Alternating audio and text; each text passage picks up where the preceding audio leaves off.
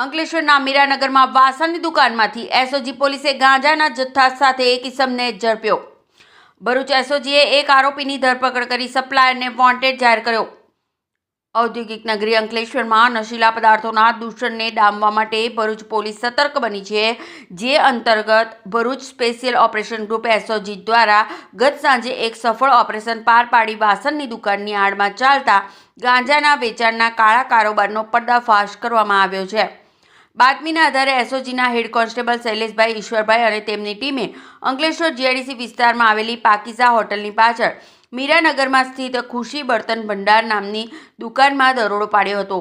પોલીસની તપાસ દરમિયાન દુકાનમાંથી વનસ્પતિજન્ય માદક પદાર્થ ગાંજાનો 1.605 કિલોગ્રામ જથ્થો મળી આવતા પોલીસ પણ ચોંકી ઉઠી હતી।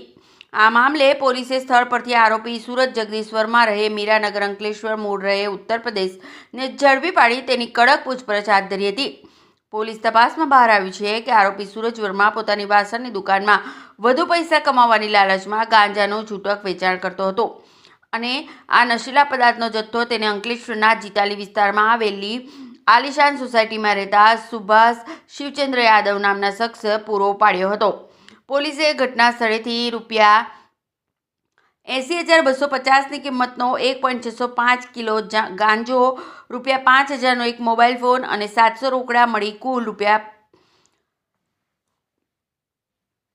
85,950નો મુદ્દામાલ જપ્ત કર્યો છે। આ કામગીરી બાદ આરોપીઓ વિરુદ્ધ the narcotics drugs and psychotropic substances NDPS act 1985ની વિવિધ કલમો હેઠળ ગુનો નોંધી કાયદેસરની કાર્યવાહી હાથ ધરવામાં આવી છે। હાલમાં અંકલેશ્વર જીઆઈડીસી પોલીસે મુખ્ય સપ્લાયર સુભાષ યાદવને વોન્ટેડ જાહેર કરી તેને પકડવા માટે ચક્રો ગતિમાન કર્યા છે। આ સમગ્ર કેસની આગળની તપાસ અંકલેશ્વર શહેર એ ડિવિઝન પોલીસ સ્ટેશનના પોલીસ ઇન્સ્પેક્ટર પીજી ચાવડાને સોંપવામાં આવી છે।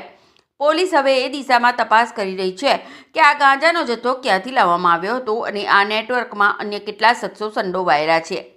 અંકલેશ્વર જેવા વ્યસ્ત ઔદ્યોગિક વિસ્તારમાં રહેણાંક સોસાયટીની નજીક ચાલતા આ પ્રકારના વેચાણના પર્દાફાશથી સ્થાનિકોમાં પણ ભારે ચર્ચા જાગી છે।